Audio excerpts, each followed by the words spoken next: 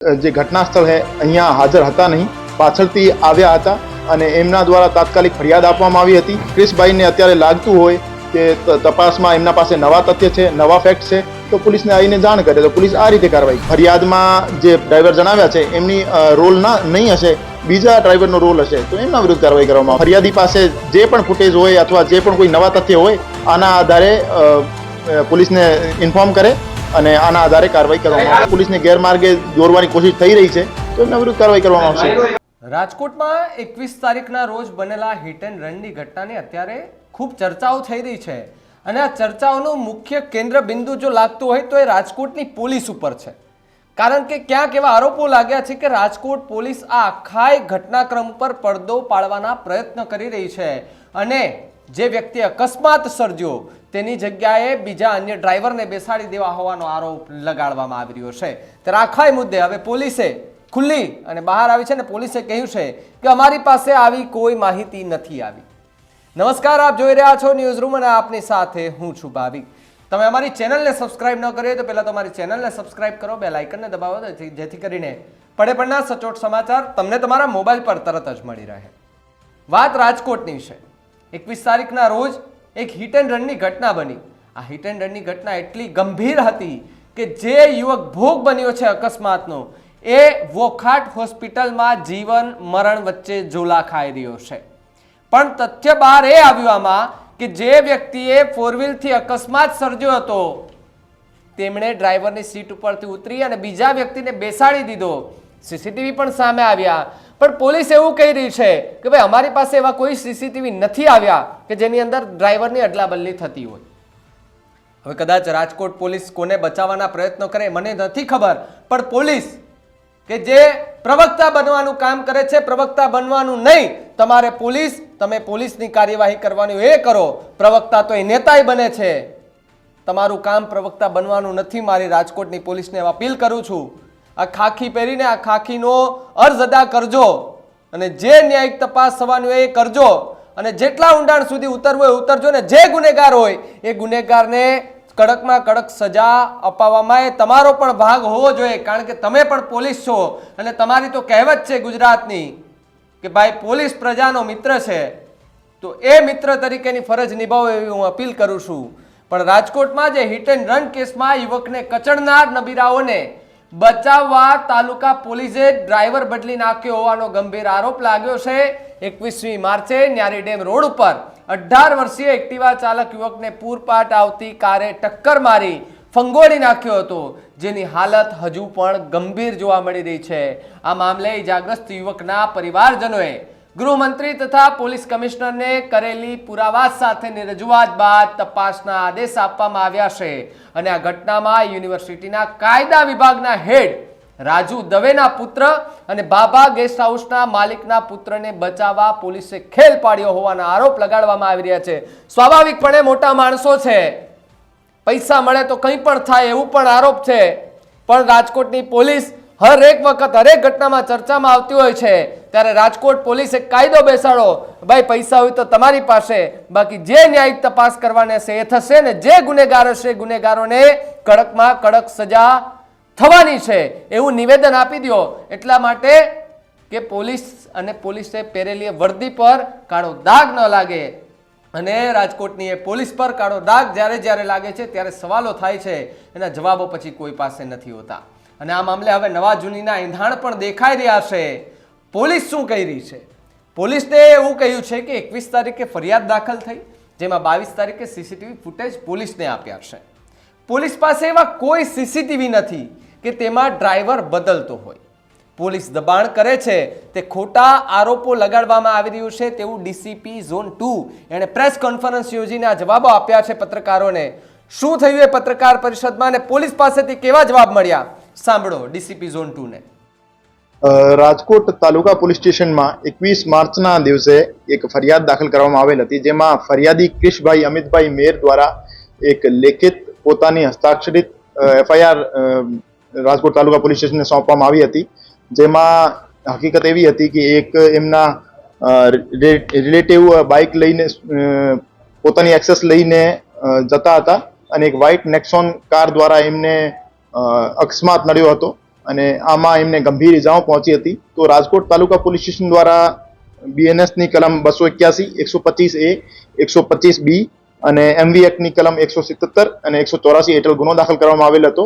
એમાં ફરિયાદી દ્વારા અમને જણાવવામાં આવ્યું હતું કે જે નેક્સોન કાર હતી આ પ્રવીણભાઈ બચુભા જાડેજા નામના વ્યક્તિ ચલાવતા હતા અને પ્રવીણભાઈ બચુભા જાડેજા નામના જે ડ્રાઈવર હતા એમના દ્વારા પણ એક્સેપ્ટ કરવામાં આવ્યો હતો પોલીસ સ્ટેશન આવીને કે હા આ કાર હું ચલાવતો હતો.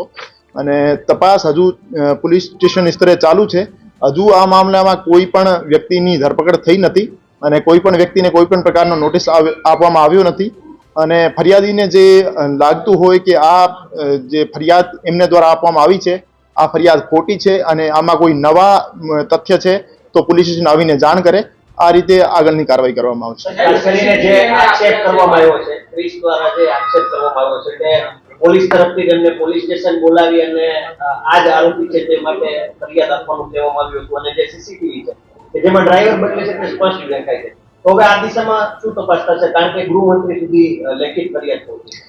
ક્રિશભાઈ અમિતભાઈ મેર જે છે ફરિયાદ જે ઘટના સ્થળ છે અહીંયા હાજર હતા નહીં, પાછળથી આવ્યા હતા અને એમના દ્વારા તાત્કાલિક ફરિયાદ આપવામાં આવી હતી. ત્યારે એમને એમના સહી દ્વારા જ એક ફરિયાદ આપી હતી જેમાં એમને દ્વારા જણાવવામાં આવ્યું હતું પોલીસને કે એમના ગાડીના ડ્રાઈવર પ્રવીણસિંહ જાડેજા છે.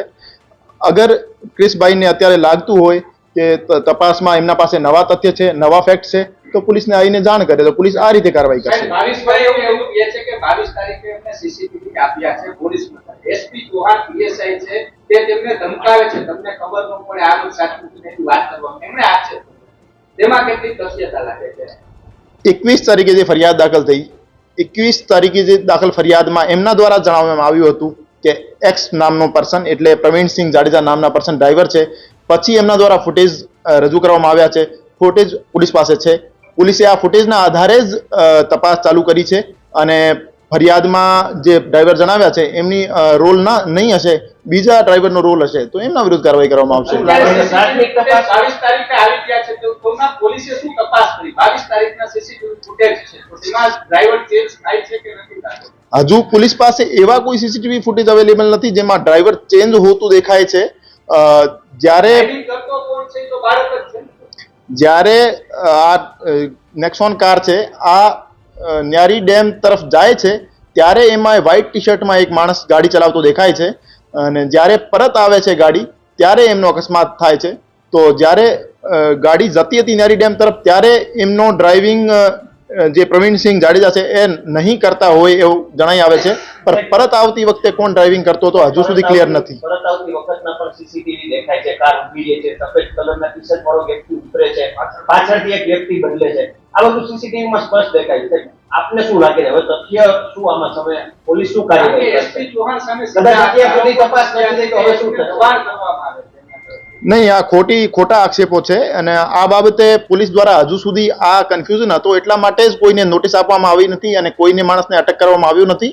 અને ફરિયાદી પાસે જે પણ ફૂટેજ હોય અથવા જે પણ કોઈ નવા તથ્ય હોય આના આધારે પોલીસને ઇન્ફોર્મ કરે અને આના આધારે કાર્યવાહી કરવામાં આવશે. હજુ સુધી કોઈનું નિવેદન લેવામાં આવ્યું નથી. અત્યારે સાહેબ વાત કરી રેકોર્ડિંગ આપવું, એણે કીધું કે મેં પોલીસને જે નિવેદન આપવાનું હતું મેં આપી દીધું છે. પ્રવીણસિંહે એવું કહ્યું. કોની માલિકીની છે? કાર કોના માલિકીની? કાર રાજેશ કુમાર મહેતા નામના વ્યક્તિની માલિકીની છે. 22 તારીખે સીસીટીવી આપને મળી ગયા સાહેબ, નથી લાગતું આ તપાસમાં ક્યાંક ઢીલાસ રાખતી હોય પોલીસ? તપાસ ઉપર જે તપાસ કરતા અમલદાર છે એમના ઉપર આક્ષેપો થયા એટલે તપાસ કરતા અમલદાર ચેન્જ કરી દેવામાં આવ્યા છે અને પીએસઆઈ કક્ષાના બીજા અધિકારી નિયુક્ત કરી દેવામાં આવ્યા કાર માલિકનું નિવેદન લીધું છે જેનું તમે નામ આપ્યું મહેતા, એનું નિવેદન લેવામાં આવ્યું છે. હજુ સુધી કોઈનું નિવેદન લીધું નથી. પ્રવીણસિંહ છે એ પોલીસને કોઈ ગેરમાર્ગે દોર્યા છે કે હું ડ્રાઈવર હતો, તો પ્રવીણસિંહ ઉપર કાર્યવાહી કરશો? પ્રવીણસિંહ પોતાના નિવેદનમાં જણાવે છે કે હું ડ્રાઇવિંગ કરતો હતો. એવું અગર અમને લાગશે કે પોલીસને ગેરમાર્ગે દોરવાની કોશિશ થઈ રહી છે તો એમના વિરુદ્ધ કાર્યવાહી કરવામાં આવશે. માઇનર વ્યક્તિઓની ઓળખ થઈ ગઈ છે. એક રાજેશ કુમાર જે મહેતા ગાડીના માલિક છે, એક એમના જ પુત્ર છે, એક એમના મિત્ર છે.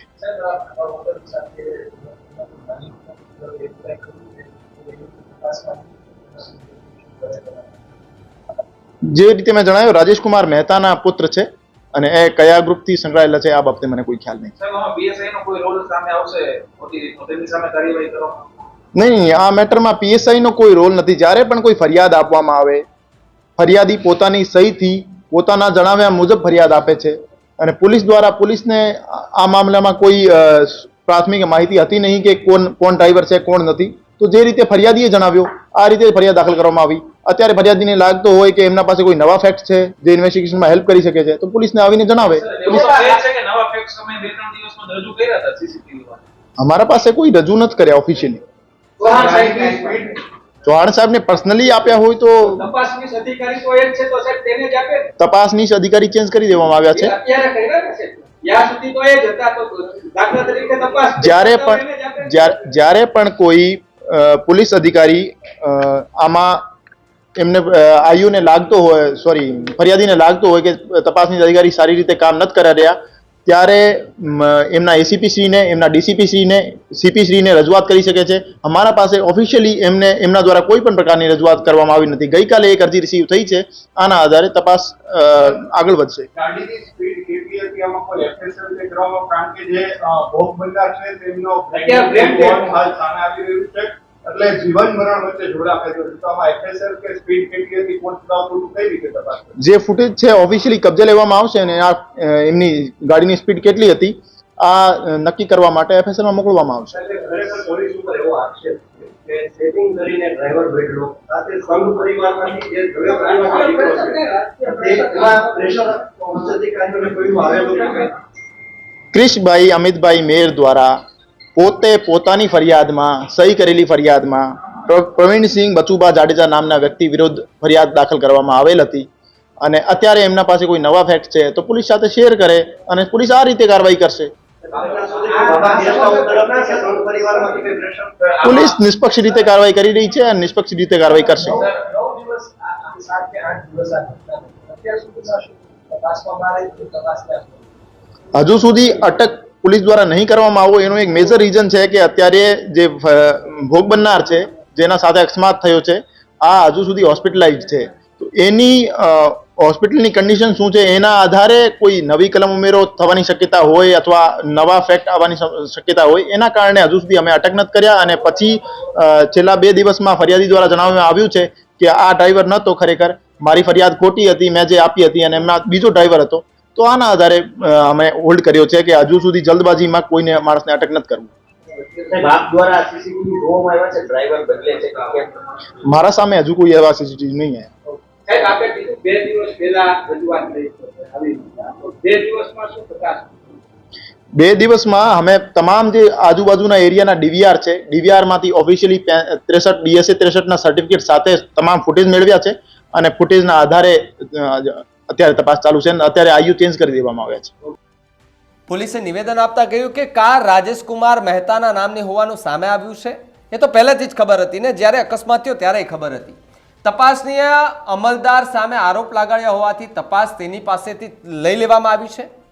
રાજેશકુમાર મહેતાના પુત્ર અને એક તેમનો મિત્ર સાથે હતો અને આ કેસમાં પીએસઆઈનો કોઈ રોલ નથી. ફરિયાદીએ જેનું નામ આપ્યું તેની સામે જ ગુનો નોંધવામાં આવ્યો છે તેવું પોલીસ ડીસીપી ઝોન 2 જગદીશ બાગરવા એ ડીસીપી ઝોન 2 છે એણે આપી છે આ માહિતી.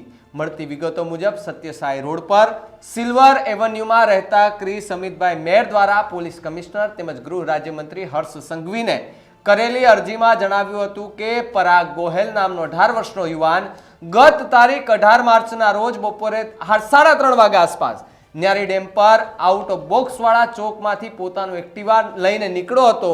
ત્યાંથી કાલાવા રોડ તરફ ત્યાંથી ડાબી બાજુએ જઈ રહ્યો હતો અને સામેથી આવતી એક કાર ટાટા નેક્સોન કાર કે તેણે એમને ફંગોળ્યો અને પરાગ ફૂટબોલની જેમ કાર ઠોકરે ચડી ગયો અને ત્યાં નીચે પટકાયો. સીસીટીવી ફૂટેજ મુજબ કારમાં 3 લોકો બેઠેલા હોય ને જેમાંથી અકસ્માત બાદ પાછળના દરવાજેથી એક વ્યક્તિ આવીને ડ્રાઈવર સીટ ઉપર અને ડ્રાઈવર સીટ ઉપર બેઠેલો વ્યક્તિ પાછળની સીટ પર બેસી ગયો હતો તેવું દર્શાવવામાં આવ્યું છે. ઇજાગ્રસ્ત પરાગને સારવાર અર્થે સિવિલ હોસ્પિટલ અને ત્યારબાદ ખાનગી હોસ્પિટલમાં ખસેડવામાં આવ્યો છે. પરાગને બ્રેન હેમરેજ થયું હોય અને તેની હાલત ગંભીર જણાતા ક્રિશ અમિત મેરની ફરિયાદને આધારે તાલુકા પોલીસે ગુનો નોંધીને તપાસ આગળ હાથ ધરી છે. જો રાજકોટની પોલીસ આ ઘટના પર પડદો ઢાંકવાનો પ્રયત્ન કરતી હોય તો મહેરબાની કરીને પડદો ન ઢાંકતા, એ મોટા માણસોની લાજ ન રાખતા.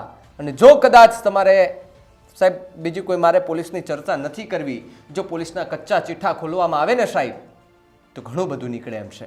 પોલીસની કાર્યવાહી સાથે તમે કેટલા સહમત છો અમને કમેન્ટ કરીને ખાસ જણાવજો. જોતા રહેજો ન્યૂઝ રૂમ. નમસ્કાર.